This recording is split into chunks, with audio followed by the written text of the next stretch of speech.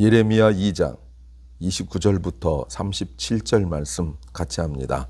나 여호와가 말하노라. 너희가 나와 다툼은 어찌미뇨. 너희가 다 내게 범과하였느니라. 내가 너희 자녀를 때림도 무익함은 그들도 징책을 받지 아니함이라. 너희 칼이 사나운 사자같이 너희 선자들을 삼켰느니라. 너희 이 세대여 여호와의 말을 들어보라. 내가 이스라엘에게 광야가 되었었느냐. 흑암만 땅이 되었었느냐. 무슨 연고로 내 백성이 말하기를 우리는 노였으니 다시 죽게로 가지 않겠다 하느냐.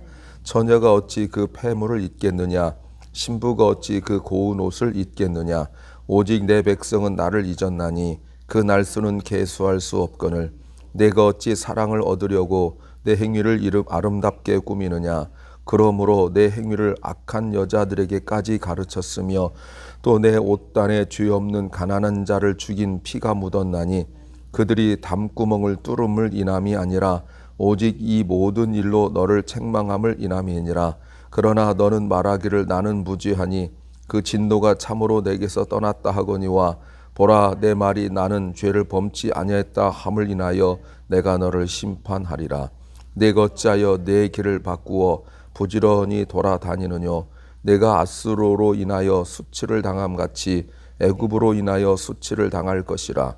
내가 두 손으로 내 머리를 싸고 거기서도 나가리니 이는 내가 의지하는 것들을 다 나 여호와를 버렸으므로 내가 그들 인하여 형통치 못할 것임이니라. 아멘. 하나님께서 이스라엘의 죄를 말씀하시는데 어제는 우상숭배에 관한 죄라면 오늘은 하나님의 말씀을 듣지 않고 자기들이 죄가 없다라고 말하는 그 죄, 그리고 가난한 사람들을 괴롭힌 죄에 대하여 하나님께서 보낸 선자들을 죽이고 세상 나라를 의지한 죄에 대하여 말씀하십니다. 설교 제목은 하나님이 간섭한다고 여길 때가 있다. 하나님이 간섭한다고 여길 때가 있다는 제목입니다. 좋은 의미가 아니라 좋지 않은 의미로 하나님이 우리를 간섭한다고 여길 때가 있습니다. 모든 일들 속에서 하나님이 나의 앞길을 막고 내가 하는 일들을 도와주지 않는다고 느낄 때가 있습니다. 여러분, 그러면 어떤 모습일까요? 첫째는 은혜를 잊어버린다 하는 겁니다. 29절에 나 여호와가 말하노라. 너희가 나와 다툼은 어찌미뇨. 다툼이란 것은 앞부분 전체의 결론입니다.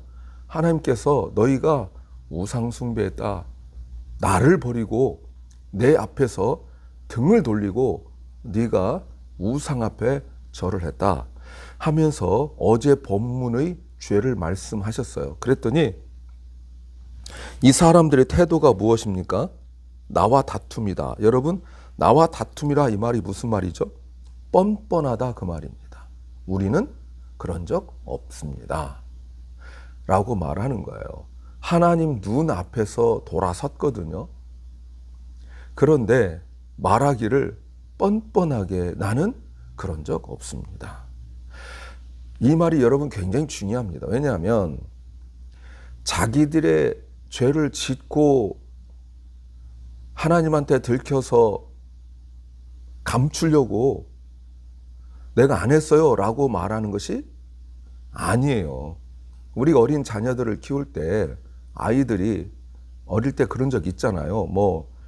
컵을 엎질렀다든지 이럴 때 누가 이랬니? 그러면은 자기가 저질러 놓고 감추려고 몰라요, 못 봤어요, 난미 이런 거 있었잖아요. 근데 이스라엘 사람들이 하는 건 그게 아니라 그것이 죄인 줄조차 몰랐다는 거예요. 하나님께서 너희가 이런 잘못을 저질렀다라고 말씀하시는데 자기들이 잘못한 것이 없다라고 말하고 자기들은 그런 적이 없다라고 말하고 있어요.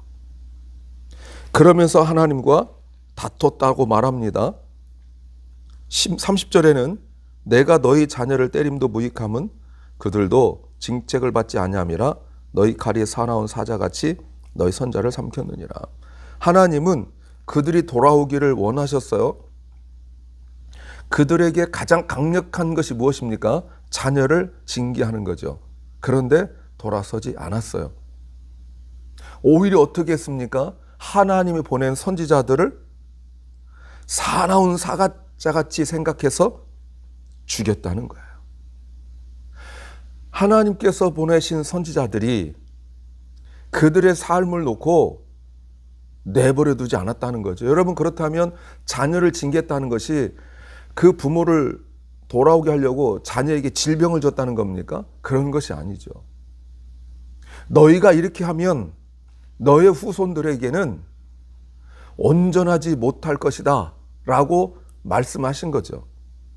그런데 사람들이 느끼기에 선지자들이 그렇게 설교하는 선지자들이 마치 사자와 같이 생각했다는 거예요. 우리들을 괴롭히는 존재로 생각했다는 거예요. 그래서 선지자들만 없어지면 자기들에게 회개하라고 말할 사람이 없다라고 생각한 거예요. 물론 이때 이렇게 느낀 사람들은 참 선지자를 말합니다. 거짓 선지자들은 결코 그렇게 말하지 않아요. 거짓 선지자들은 하나님은 절대로 우리를 징계하거나 멸망시키지 않는다라고 거짓 선지자들은 늘 그랬고 항상 잘 될 것이다라고 말을 했었기 때문에 참 선지자들은 와가지고 이렇게 너희가 징계를 받을 거다, 멸망할 거다라고 말씀을 전하니까 그들을 마치 자기들을 괴롭히는 사자같이 라이언같이 생각해서 죽여버렸다는 거예요. 자기들의 죄를 회개하지 않았죠. 그런데 더 놀라운 게 뭡니까? 선지자들을 죽인 것이 어마어마하게 큰 사건이잖아요. 얼마나 큰 사건이겠어요? 그냥 몰래 암살한 것도 아니고 사람들 앞에서 돌로 쳐서 죽이고 이랬을 텐데 얼마나 큰 사건이에요? 그런데 여러분, 이 말 속에 담긴 의미가 뭡니까? 그들은 이것을 기억조차 하지 못한다는 거예요. 삼켰다, 기억조차 하지 않았다는 거예요. 하나님이 하신 말씀을 인정하지 않고 자기들이 저지른 죄악에 대하여 그리고 손자를 죽인 일에 대하여 까마득하게 잊어버렸다는 거예요. 그런 것이 기억도 나지 않는 거예요. 누구만 기억합니까? 하나님만 기억해요. 하나님께서 보내신 선지자들의 사람들이, 하나님의 백성이라는 사람들이 돌로 쳐서 죽이고, 여러분, 우리가 히브리서 11장에 보면 톱으로 켜서 죽이고 이런 어마어마한 일을 저질렀는데 그런 일을 저지른 것조차 기억에서 사라져버렸다는 거예요. 그러면 회개할 수가 없죠.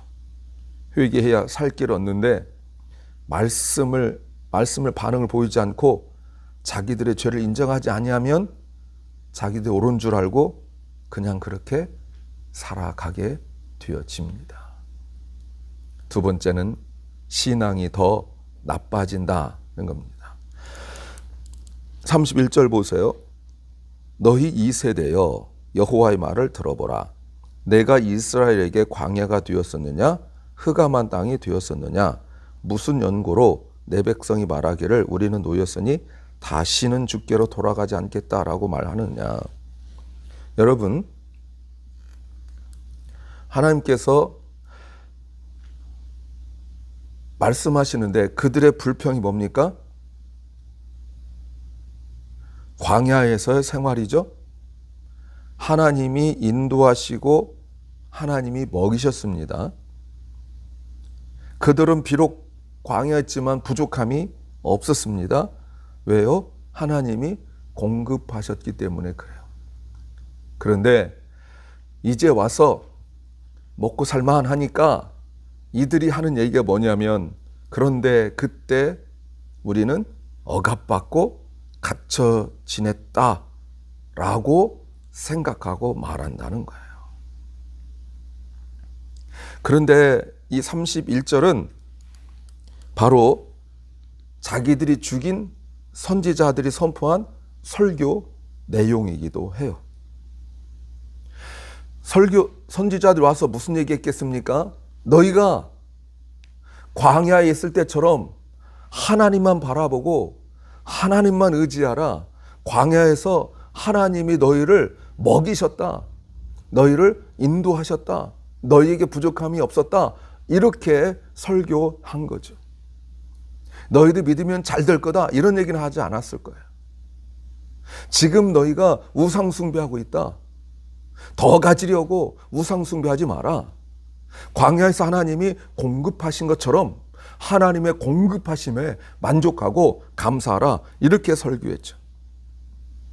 그런데 그 설교조차 그들은 어떻게 생각했어요? 자기들을 광야에 가둬둔 것처럼 생각했다는 거예요. 하나님이 자기들을 힘들고 억압시키게 하려고 이렇게 말씀한다고 생각한 거예요. 그것이 그들에게 살 길이었지만 그들은 그것이 번거롭고 귀찮았어요. 왜요? 여러분 왜 그렇습니까? 왜 귀찮고 번거로운 일입니까? 다시는 돌아가고 싶지 않은 때라고 생각합니까? 자기들의 인생에 아주 악몽 같은 때라고 왜 말합니까? 그들 마음대로 선택하여 먹을 수 없었기 때문에 그런 거예요. 자기들이 선택하여 먹을 수 있는 음식이 아니라 하나님이 공급하시는 단 하나의 만나를 먹을 수 있었어요. 다른 걸 먹고 싶어도 먹을 수가 없었어요. 그러니 그때를 생각하면 감옥처럼 느껴지는 거예요. 감옥처럼 갇혀 있었다고 생각이 드는 거예요. 이제 그때를 벗어나서 살아가고 있으니까 이제는 더 이상 여호와께 돌아가지 않겠다고 말합니다. 다시는 하나님의 공급하심과 하나님의 도우심 필요 없다라는 의미입니다. 왜요? 이제는 자기들 마음대로 스스로 선택하여 먹을 수 있게 되었기 때문인 거죠. 스스로란 말이 중요합니다. 이제는 하늘만 바라보고 살지 않겠다는 거예요. 이제는 하나님만 바라보고 살지 않겠다는 거예요. 얼마나 하나님만 바라보고 사는 것이 힘들었는지 늘 하나님 부족함이 없이 주지만 미리 풍족하게 쌓아놓고 주시지 않고 늘 적절하게 그때 적합하게 탁탁 주는데 그게 사람을 힘들게 하는 거예요. 이제는 우리들 스스로 농사 짓고 우리들 스스로 추수해서 창고에 쌓아놓고 먹겠다는 거예요. 그러려면 하나님을 믿으면 안 되죠. 누굴 믿어야 돼요? 풍요의 신, 공급의 신, 바알을 섬겨야 되는 거예요. 바알은 자기들한테 그런 걸 요구하지 않아요. 바알은 자기들한테 율법 이런 거 요구하지 않아요. 바알은 자기들한테 예배, 절차 이런 거 요구하지 않아요. 까다롭게 하지 않아요. 그런데 다시 광야처럼 살라고 선자들이 와서 설교하니까 미워서 죽여버린 거죠. 그렇게 설교하던 선자들 죽여버렸으니 이제는 그런 설교 듣지 않아도 돼요. 자기들은 잘 살고 있는데 왜 저런 설교를 하는 거에 대한 분노예요. 하나님 보낸 선자들을 죽인 것은 그들은 하나님의 속박으로부터 벗어난 것으로 생각한 거죠. 너희가 예배를 제대로 드려야 된다. 너희가 말씀에 순종해야 된다. 너희가 하나님을 사랑해야 된다. 너희가 하나님께서 공급하신 것으로 만족하고 감사해야 된다. 너희가 하나님 한 분만으로 기뻐해야 된다. 이것이 설교의 내용이었거든요. 그러니 싫어요. 32절에 처녀가 어찌 그 폐물을 읽겠느냐 신부가 어찌 그 고운 옷을 입겠느냐 오직 내 백성은 나를 잊었나니 그 날수는 계수할 수 없다. 왜 하나님 이런 말씀 갑자기 하십니까? 젊은 여자들에게 보석과 옷이 얼마나 중요하게 생각합니까? 그렇죠. 사실 그런 것들은 얼마 지나지 않으면 아무것도 아니에요. 유행이 지나고 이러잖아요. 또 나이를 먹고 이러다 보면 또 그런 것들보다 더 중요한 것들 생각하잖아요. 그러나 그때는 보석, 옷 이런 것들이 정말 중요하죠. 그런 것들로 자기 몸을 예쁘게 할 수 있기 때문에 그래요. 그런데 젊은 여자들에게 보석과 옷을 사랑하는 것보다 하나님을 그렇게 더 귀하게 여기지 않았다는 거예요. 오히려 하나님을 잊어버렸다고 말하고 있어요. 앞에서도 잊어버린 거를 말씀하셨는데 또 그들이 하나님 잊어버렸다고 말해요. 하나님은 그들을 사랑하셨어요. 그러나 그들은 하나님을 오랫동안 잊었어요. 그들은 하나님을 사랑하지 않았어요. 오히려 33절에 내가 어찌 사랑을 얻으려고 내 행위를 아름답게 꾸미느냐. 그러므로 내 행위를 악한 여자들까지 가르쳤다. 이스라엘은 하나님이 아닌 다른 대상의 사랑을 받으려고 애썼어요. 마치 정조를 함부로 하는 것처럼. 얼마나 그 모습이 추한지 노련한 창녀가 와서 배울 정도라고 말씀하세요. 우상숭배를 말하는 겁니다. 처음부터 우상숭배던 나라 사람들보다 더 잘하는 거죠.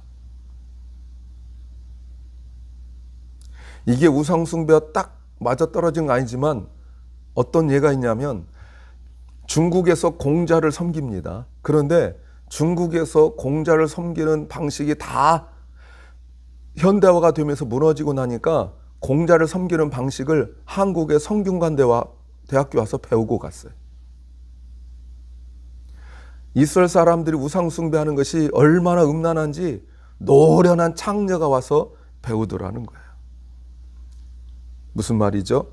하나님을 버리고 아수르와 애굽의 도움을 받으려고 그들처럼 잘 살고 싶어서 그들의 우상을 섬기는 모습을 이야기해요. 그들이 저지른 죄가 무엇입니까? 34절 내 옷단에 죄 없는 가난한 자를 죽인 피가 묻었나니 그들이 담구멍을 뚫음을 인함이 아니라 오직 이 모든 일로 너를 책망할 것이니라. 죄 없는 가난한 사람들을 핍박하고 죽였어요. 그들이 무슨 잘못을 저지른 것도 아닌데 말이죠. 가난해서 자기 집을 도둑으로 온 것도 아니라고 말씀하고 있습니다. 거기에서 담을 뚫음은 출애굽기 22장 2절 말씀이에요. 밤에 도둑이 몰래 들어온 거 알고 그를 때려 죽이면 죽인 사람에게 죄가 없어요. 그런데 가난한 사람들이 자기 집 도둑한 것도 아닌데 가난하다고 무시하고 때리고 죽이기까지 했다는 거예요. 놀라운 것은 같은 신앙을 가진 같은 하나님의 백성인데 가난하다는 이유만으로 그렇게 무시했대요. 그런데 그들은 그것을 죄라고 생각하지 못했어요. 당연하다고 생각했어요. 왜요? 저 가난한 사람들 때문에, 저 무능력한 사람들 때문에 자기들이 힘들어지고 나라가 어려워진다고 생각했기 때문에 그런 거지. 하나님이 이웃사랑을 말씀하셨는데 이것이 율법의 완성이라고 가르치셨지만 그들은 그런 말씀을 들으려 하지도 않았어요. 들으려 하지 않은 정도가 아니라 오히려 핍박했어요. 이것은 어떤 악한 사람들이 저지른 죄보다 더 악한 죄라고 하나님 말씀하시는 거죠. 그러면서도 여러분 자기들은 35절 죄가 없다고 뻔뻔하게 말합니다. 우리는 무죄하다고 말합니다. 얼마나 떳떳한지 하나님께도 당당합니다. 그러나 하나님은 다 아세요. 그래서 34절을 다시 보시면 그들의 옷자락에서 가난한 사람들의 피를 찾아내세요. 마치 카인이 아벨을 죽이고 난 이후에 카인이 인정하지 않았지만 하나님은 땅에서 아벨의 피를 찾아내신 것처럼 말이죠. 하나님은 자기들은 잊어버렸다고 말하지만 하나님은 그들이 저지른 죄, 그들이 했던 모든 말들을 다 찾아내실 거예요. 그리고 심판하실 거예요. 하나님께 받은 은혜를 잊어버리니까 자기 마음대로 생각하고 오히려 더 악해져 버린 거죠. 신앙이 더 타락했어요. 문제는 무엇입니까? 문제가 문제인 줄 모르고 자기가 신앙생활을 잘하고 있다고 착각하고 있는 것이 큰 문제예요. 세 번째는 모든 노력이 헛수고가 된다는 겁니다. 이스라엘 하나님 말씀 어기고 선지자를 핍박하고 죽이고 가난한 사람들 무시하고 죽여서 하나님의 말씀 율법을 어길 수 있었던 이유가 무엇입니까? 그것은 바로 36절에 유다는 아수를 의지하고 애굽을 의지했어요. 왜 그렇습니까? 바벨론을 대항하려고 한 거예요. 나라 정책으로는 굉장히 좋았어요. 이런 국가적 어려움과 위험에 하나님이 할 수 있는 일은 없다고 생각했죠. 이것은 정치적 문제고 전쟁이기 때문에 하나님의 방법을 가지고는 안 된다고 생각했어요. 여러분, 그래서 이스라엘 사람들이 사무엘에게 우리에게 왕을 달라고 요청했던 게 바로 그거예요.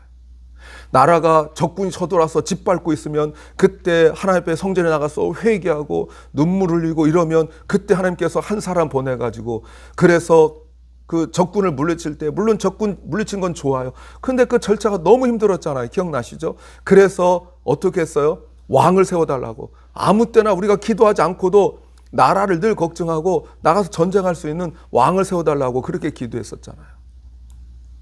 지금도 그래요. 물론 바벨론 쳐들어오면 하나님 막아주실 거라는 믿음은 있어요. 그런데 그 절차가 너무 싫은 거예요. 또 하나님 앞에 나가서 회개해야 되고, 막 눈앞에까지 적군이 막 쳐들어오고 말소리가 들리는데 막 이걸 복구를 해야 되고 회개해야 되고 막 하는 그 절차, 막 그 두려움. 그러니 그렇게 하지 않고 바벨론이 강하면 아수르하고 애굽을 의지하겠다는 거예요. 그런데 그 하는 짓이 뭐와 같다고요? 창녀와 같다고 하나님 말씀하시는 거예요. 몸을 파는 매춘하는 여잔처럼 부끄러움이 없이 이 나라 저 나라 찾아다니면서 자신을 도와달라고 부탁을 해요. 자신의 만족과 안전을 위하여서 말이죠. 그러나 부끄러움을 당하게 된대요. 37절 보세요. 내가 두 손으로 머리를 싸고 거기서도 나가리니, 이 말이 뭡니까? 너희가 아수르로 인하여 수치를 당한 것 같이 애굽으로 인하여 수치를 당할 것이라. 아수르에게 도와달라고 갔는데 아수르가 내팽개쳤어요. 그랬더니 애굽에 갔거든요. 애굽에서도 모른 척 하는 거예요. 결국 그들은 망하게 되죠. 왜요? 이는 내가 의지하는 자들을 나 여호와가 버렸으므로 내가 그들을 인하여 형통치 못할 것이라. 무슨 말인지 아시죠? 그들이 아수르에게 도와달라고 그랬는데 하나님이 막아버리시는 거예요.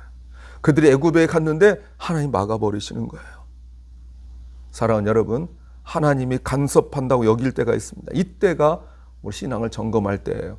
하나님 하시는 말씀, 예배 이런 것들을 귀찮다고 여기지 마시고 이때가 더욱 하나님 의지할 때인 것을 믿으시기 바랍니다. 기도합니다. 주님, 하나님이 우리의 삶을 막으신 것 같고 간섭하신 것 같을 느낄 때가 있습니다. 이때가 바로 더욱 주님을 의지할 때임을 믿습니다. 사랑 교회과 우리 자녀들이 하나님의 인도하심 속에서 더욱 예배를 사모하며 말씀을 사모하게 하여 주옵소서. 병 중에, 고통과 아픔 중에 있는 사랑하는 성도들을 주님이 치유하여 주시고 일으켜 세워 주시옵소서. 오늘 하루가 주님의 은혜 속에서 주의 도우심과 인도하심을 누리는 복된 시간 되게 하옵소서. 만날 사람 만나고 해야 할 일 할 수 있는 지혜를 주시옵소서. 예수님 이름으로 기도하옵나이다. 아멘. 하늘에 계신 우리 아버지여, 이름이 거룩히 여김을 받으시오며 나라 임하옵시며 뜻이 하늘에서 이룬 것 같이 땅에서도 이루어지이다. 오늘날 우리에게 일용할 양식을 주옵시고 우리가 우리에게 죄 지은 자를 사하여 준 것 같이 우리 죄를 사하여 주옵시고 우리를 시험에 들게 하지 마옵시고 다만 악에서 구하옵소서. 대개 나라와 권세와 영광이 아버지께 영원히 싸움나이다. 아멘.